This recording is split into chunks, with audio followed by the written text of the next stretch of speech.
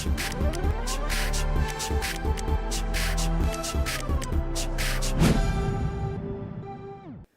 sahabat inovasi, jumpa bersama saya Dery Carisanti dari Badan Litbang Provinsi Sumatera Selatan dalam acara One Day, One Innovation. Satu hari, satu inovasi, tiada hari tanpa inovasi. Sahabat inovasi, saat ini inovasi menjadi sebuah keharusan. Dunia terus berubah, maka kita harus adaptif dan inovatif. Untuk menginspirasi, kami hadir dengan para inovator hebat dengan inovasi-inovasinya dalam acara One Day, One Innovation. Baik sahabat inovasi, hutan mangrove merupakan sumber daya alam hayati yang banyak memberikan jasa lingkungan. Secara ekologi, ekosistem mangrove bermanfaat sebagai penahan abrasi pantai, penahan peresapan air laut ke daratan, habitat konservasi keanekaragaman hayati, serta sebagai penyimpan karbon alami untuk mitigasi perubahan iklim. Namun hingga saat ini belum ada upaya pemanfaatan secara optimal potensi nipah di luar fungsi ekologisnya sebagai bagian dari ekosistem hutan mangrove, untuk dikembangkan menjadi sumber energi dalam upaya meningkatkan ketersediaan, ketahanan, dan kemandirian energi nasional secara berkelanjutan. Nah, sahabat inovasi, hari ini telah hadir bersama kita dosen inovatif dari Universitas PGRI Palembang, Bapak Dr. Saiful Edy MSI, dengan inovasinya potensi nipah sebagai sumber renewable alternatif energi. Selamat datang Pak Edy. Datang. Iya, apa kabar Pak Edy? Alhamdulillah sehat. Alhamdulillah sehat Pak ya. Ini kegiatannya masih dalam hal belajar mengajar Pak ya di Ya, Universitas PGRI. benar, alhamdulillah September ini udah mulai perkuliahan semester baru ya. Iya, alhamdulillah. Semoga lancar ya ke depannya. Amin. Oke, baik Pak Edy, ini inovasinya mengenai potensi nipah sebagai sumber renewable alternatif energi. Dapat dijelaskan apa sih yang melatar belakangi munculnya ide inovasi ini? Baik, terima kasih Mbak Darika. Assalamualaikum warahmatullahi wabarakatuh. Waalaikumsalam warahmatullahi wabarakatuh. Tentu yang pertama sekali yang melatar belakangi kami ya, untuk melihat berapa besar potensi hutan mangrove ya. Iya. Kami mencatat ya berdasarkan data yang kami dapatkan, hutan mangrove di dunia itu hanya 1,3% dari total luas permukaan bumi. Iya. Jadi kecil sekali. Nah, sementara di Asia Tenggara itu ada 33% lebih hutan mangrove. Iya. Artinya Asia Tenggara merupakan benua yang memiliki hutan mangrove terluas di dunia. Iya. Nah, sementara di Indonesia 20% lebih hutan mangrove itu ada di Indonesia. Dan kita, negara Indonesia merupakan negara yang memiliki hutan mangrove terluas di dunia. Iya. Kita Luar kembali, biasa ya. jadi luar biasa sekali potensinya. Iya. Nah, kita kembali ke Sumatera Selatan.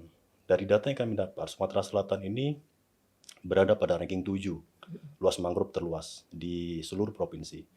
Yang nomor 1 itu ada di Papua, kemudian Kalimantan, kita nomor 7. Iya. Untuk di Pulau Sumatera, kita berada pada posisi 2, di bawah Riau, hanya sedikit, hanya paling sekitar 1.000 hektar lah, sekitar 10.000 hektar lah di bawah Riau, data yang kami dapat. Artinya, Sumatera Selatan pun sebenarnya memiliki potensi yang luar biasa terhadap hutan mangrove. Nah, yang jadi masalah sekarang, hutan mangrove di Sumatera Selatan ya khususnya ya, itu sudah banyak mengalami degradasi, sudah banyak dikonversi ya, mungkin dijadikan tambak, perkebunan, mungkin pelabuhan dan sebagainya. Karena memang posisi hutan mangrove ini sangat strategis. Iya. Mereka biasa berada di pesisir. Nah, kami melihat hutan mangrove yang terdegradasi ini umumnya itu diinvasi oleh nipah. Iya. Jadi nipah ini adalah spesies invasi. Dia bisa invasi hampir seluruh wilayah hutan mangrove itu akan bisa diinvasi oleh nipah. Padahal idealnya nipah itu tumbuh di zona belakang. Dia tidak bisa tumbuh di zona garis pantai ya, pada habitat alaminya. Tetapi ketika hutan mangrove itu terdegradasi, maka dia akan menginvasi. Kenapa? Karena memang dia memiliki kemampuan berkembang biak yang bagus sekali. Dan juga buahnya itu bisa menyebar kemana-mana. Kita tahu buah nipah itu kan bentuknya seperti tandan ya. Iya. Jadi kalau jatuh, mengapung, itu dibawa air kemana-mana. Nah, itu akhirnya bisa menginvasi hampir semua zona di hutan mangrove. Nah, kita melihat ini, artinya ini adalah suatu indikator adanya gangguan ekologi di hutan mangrove. Tapi di sisi lain tentu kita juga berpikir, nipah ini tentu punya potensi. Iya. Allah tidak mungkin menciptakan suatu tumbuhan lah katakanlah ya, Iya. kalau dia tidak punya manfaat. Pasti ada manfaatnya. Nah, tinggal lagi bagaimana kita menggali manfaat ini. Iya, Itu betul. sebenarnya yang melatar belakangi kita. Iya, Ya. dan akhirnya diperolehlah inovasi ini ya. Betul, ya betul. Oke, bisa dijelaskan bagaimana proses inovasi ini? Ya. Baik. Riset kami dilakukan di hutan lindung air telang. Iya. Di daerah yang ada Pelabuhan Tanjung Api-Api ya. Kalau kita mengarah ke arah Sungsang itu nanti sebelumnya ada Pelabuhan Tanjung Api-Api. Nah, daerah sekitar itulah riset kami itu ada hutan lindung air telang. Yang hutan lindung itu luasnya lebih dari 12.000 hektar. Dan hutan primernya itu sisanya paling tinggal sekitar 23%-an. Iya. Sisanya sudah terdegradasi. Nah, kami mencoba melakukan riset di situ dan kami melihat melalui analisis vegetasi, kami melihat bahwa Nipah ini luar biasa. Dia termasuk spesies yang dominan untuk tingkat pohon ya maupun di tingkat pancang. Nah, dengan demikian artinya dominasi Nipah ini perlu kita manfaatkan begitu kan. Karena dia memang tumbuhan yang sudah menginvasi di berbagai Hampir seluruh pesisir ya. Iya. wilayah itu di hutan lindung air telang. Maka kami mencoba untuk melihat potensinya ini. Kami melihat masyarakat memanfaatkannya ini kan masih sangat sederhana ya. Iya. Mereka hanya memanfaatkan daunnya dibuat atap begitu ya. Iya. Mungkin sebagian juga memanfaatkan buahnya tapi tidak begitu maksimal lah ya. Iya. Nah, jadi kami mencoba melalui literatur kami baca bahwa suatu bahan bakar dalam bentuk briket Iya. itu bisa kita buat dari tumbuh-tumbuhan yang dia mengandung biomasa yang mengandung lignoselulosa. Iya. Nah, kami lihat ternyata Nipah ini dia memiliki selulosa dan kandungan hemiselulosa itu hampir 50%. Berarti hampir Betul. semua Nipah itu Iya, jadi kandungannya betul. hemiselulosa. Selulosa dan hemiselulosa. Nah, artinya ini mengindikasi bahwa ini sebenarnya bisa nih. Dia punya potensi kita jadikan sebagai bahan bakar. Iya. Semacam briket lah ya. Iya. Nah, lalu kami coba dengan inovasi. Nah, kami memanfaatkan tempurungnya itu. Tempurung buah nipah dan serabutnya.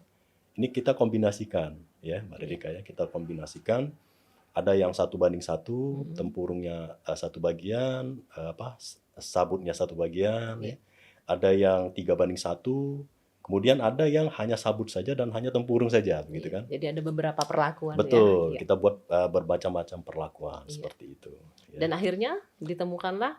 Nah, setelah itu ya kita lakukan itu, kemudian kita formulasi ya, kita buat. Sederhana sebenarnya formulasinya itu. Kita hanya membakar tempurung dan serabutnya itu.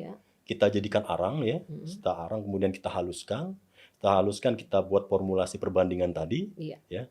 Lalu kita kasih perkat. Nah, dalam hal ini kami menggunakan perkat tepung tapioka. Nah, yang biayanya mungkin lebih murah lah ya dibanding dengan yang lain. Nah, setelah kita rekatkan ya, kita cetak, di pressing begitu ya. Setelah kita pressing lalu dikeringkan. Dikeringkan kalau kami hanya menggunakan memanfaatkan cahaya matahari saja dipanaskan ya. Kalau misalnya nanti teknologinya bisa kita kembangkan, bisa saja kita menggunakan pemanas buatan ya. Buatan. Karena kalau untuk dengan menggunakan cahaya matahari bisa berapa lama proses pengeringannya? Tergantung panasnya. Kalau dia misalnya tidak hujan-hujan, panas mungkin 2 hari 3 hari sudah bisa kering ya. Berarti tidak terlalu lama juga kalau untuk menggunakan matahari. Betul. Ya. Oke Pak, ini bisa diangkat mungkin ini produk hasilnya jadinya briket Pak ya. Jadi briket. Nah, iya, luar biasa ini. Ini yang briket kita hasilkan. Jadi kami sengaja membentuknya ini seperti halnya briket yang di batu bara ya. Ya betul, yang diproduksi dalam bentuk batu bara. Jadi di tengahnya kami kasih hole itu ya, ada lubangnya gitu. Kemudian ukurannya ini juga kita sesuaikan dengan ukuran yang biasa dijual ya. Iya. Nah, ini hasil briket yang kita dapatkan. Dan kalau lihat teksturnya ini ya tidak jauh beda dengan yang briket ya. Iya, briket yang dihasilkan dari batu bara ya. Iya. Dan hasil pengujian kami juga bahwa berdasarkan Standar Nasional Indonesia (SNI), SNI itu menetapkan ada 5 kriteria Ya. yang menjadi Wajib persyaratan SNI-nya ya. Iya. briket ya. Yang pertama itu kadar air, kemudian kadar abu, lalu kerapatan, kuat tekan, dan juga nilai kalor. Iya. Nah, untuk kadar air, kadar abu, kuat tekan ya, kemudian juga kerapatan, Iya. itu semuanya sudah memenuhi syarat. Iya. Sudah memenuhi syarat SNI. Nah, hanya saja di nilai kalor. Iya. Nilai kalor itu persyaratan SNI minimal 5.000 Iya. kilokalori per kilogram. Nah, yang kita dapatkan itu masih dalam kisaran sekitar 4.000. 4.000-an. 4.000-an, ya 4.000 kilokalori per kilogram. Artinya ini bisa kita tingkatkan Iya, betul dengan sekali. memodifikasi formulanya tadi ya. Iya. Kami mensinyalir penggunaan perekat. Iya. Perekat itu yang kita gunakan kan tapioka ya. Dari literatur yang kami baca memang yang lebih efektif itu resin. Iya. Karena resin itu mengandung karbon yang kalau dibakar dia juga bisa mensuplai energi. Iya. Nah, insya Allah nanti inovasi ini akan kita kembangkan lagi Iya. sehingga nanti bisa memenuhi syarat SNI. Iya, luar biasa ini karena udah sampai sejauh ini ya dapat menghasilkan briket tapi dari nipah. Iya, mungkin Alhamdulillah. kedepannya untuk pengembangan kedepannya bisa eh, di riset lagi untuk perlakuan agar mendapatkan hasil nilai kalori yang Oke. sesuai dengan SNI. Baik. Dan untuk kedepannya juga diharapkan untuk karena kita kan mengerjakannya di pesisir pantai ya untuk ke masyarakatnya seperti itu Pak. Iya. Agar menunjang perekonomian masyarakat juga, jadi mereka juga tidak hanya sekedar memanfaatkan nipah hanya untuk atap rumah atau tempurung atau batangnya hanya untuk jadi jembatan saja, bisa juga dipergunakan dengan Menjadi produk briket, baru ya. lagi ya dari tempurungnya tadi Ya, ya. bisa menjadi briket. Luar Baik. biasa sekali ini Ya. Pak Edi. Ya. Temuan yang sangat luar biasa dan memang mungkin sahabat inovasi di rumah tertarik sekali ya untuk mengetahui lebih lanjut mengenai bagaimana sih prosesnya, bisa komen di YouTube kami di podcast One Day One Innovation atau bisa langsung hubungi dengan Pak Siap. Edi-nya langsung, dipersilakan. Seperti itu ya Pak Edi ya. Iya. Oke. Baik Pak Edi, ini satu lagi nih untuk pengembangan kedepannya lagi Oke. nih Pak. Mau dibawa kemana nih inovasinya Pak? Jadi yang pertama seperti yang kami sampaikan tadi, kita akan mengembangkan formulasinya. Iya. Jadi sehingga dia akan memenuhi persyaratan SNI. Iya. Lalu yang kedua, kita akan berupaya nanti mengembangkan teknologi tepat guna. Iya. Teknologi sederhana tepat guna begitu ya. Iya. Artinya teknologi ini nanti bisa diadopsi oleh masyarakat Iya. untuk membuat briket ini. Sehingga nanti masyarakat tidak lagi ketergantungan dengan minyak ya Iya. untuk ya misalnya untuk masak lah ya yang paling gampang. Tapi Iya. mereka sudah bisa menghasilkan sendiri. Bahkan Iya. nanti produk ini bisa dijual keluar gitu kan. Iya, Apakah betul. dalam bentuk bahan baku atau memang sudah jadi. Nah, Iya. lalu yang ketiga, kami juga akan mengembangkan riset terkait dengan nipah ini ke bidang-bidang lain. Karena nipah ini punya potensi yang luar biasa. Dia punya buahnya, Iya. dia punya nira ya. Yang disinyalir itu memiliki kandungan bioetanol dan gula yang bagus. Iya. Nah, Luar ini biasa. akan kita coba kembangkan nanti ke depan. Insya Allah dengan dukungan Provinsi Sumatera Selatan juga ya, pemerintah Provinsi Sumatera Selatan, kita akan mencoba mengembangkan potensi nipah ini secara lebih luas lagi. Iya. Sehingga nanti punya kontribusi yang baik untuk masyarakat tentunya ya. Iya. Dan juga kita harapkan pemerintah juga akan memberikan dukungan ya Iya. terhadap inovasi-inovasi yang kita hasilkan ini. Iya, luar biasa sekali Pak Edi inovasinya. Nanti kita tunggu ya untuk pengembangan selanjutnya. Oke, satu nih pertanyaan terakhir. Mungkin ada yang ingin disampaikan kepada sahabat inovasi di rumah, silakan Pak. Baik, yang pertama tentu kami ingin menyampaikan, tentu hutan mangrove ini punya peranan yang sangat penting. Iya. Seperti tadi disampaikan ya, dia di samping juga menjaga lingkungan pesisir dengan lebih baik, menjaga masyarakat, kemudian dia juga mensuplai oksigen, mengikat CO2 ya. Iya. Artinya dia punya peran yang penting dalam mengantisipasi ataupun dalam kita melakukan adaptasi terhadap pemanasan global ya. Iya, Dia betul. punya peran yang penting. Jadi jagalah hutan. Ini khusus pesan untuk masyarakat yang ada di pesisir, tolong dijaga hutan mangrove. Jangan ditebangi begitu ya. Kalau yang mau dimanfaatkan, kita tetap selalu menjaga konsep konservasi. Iya. Lalu yang berikutnya kami juga mengucapkan terima kasih yang sebesar-besarnya kepada pemerintah Provinsi Sumatera Selatan, dalam hal ini kepada Kepala Balitbangda Sumatera Selatan. Ya. Kemudian juga kami mengucapkan terima kasih kepada Rektor UNSB Giri Palembang dalam hal ini telah mensupport riset ini, dan juga kami sampaikan juga ucapan terima kasih kepada Kementerian Ristek Dikti yang dalam hal ini telah memberikan pendanaan terhadap penelitian kami ini. Iya. Jadi penelitian ini sebenarnya didanai oleh Kemenristek Dikti ya, dengan didamping oleh UNSB Giri Palembang. Alhamdulillah. Mudah-mudahan nanti kita juga bisa kolaborasi lagi dengan pemerintah Provinsi Sumatera Selatan, khususnya dengan Balitbangda. Balitbangda ya. Iya. Oke, kami tunggu karena di Baik. sini penelitinya bisa diajak Siap, kerjasama semua. siap, ya. Oke, terima kasih Pak Edi atas Baik. kehadirannya di podcast kami di One Day One Innovation. Tetap terus menginspirasi sahabat inovasi di rumah dan kami tunggu inovasi-inovasi selanjutnya ya Pak ya. Ya, siap. Oke.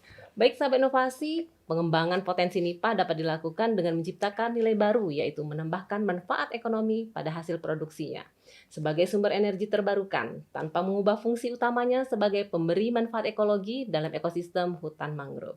Baik sahabat inovasi, untuk informasi lebih lanjut dapat memberikan komentar pada podcast One Day One Innovation. Kami tunggu like serta subscribe-nya. Dan kita juga masih punya jurus 4S. Setiap orang adalah inovator, setiap masalah peluang inovasi, setiap solusi harus sinergi, dan setiap inovasi harus konkret hasilnya. Demikian sahabat inovasi, salam inovasi.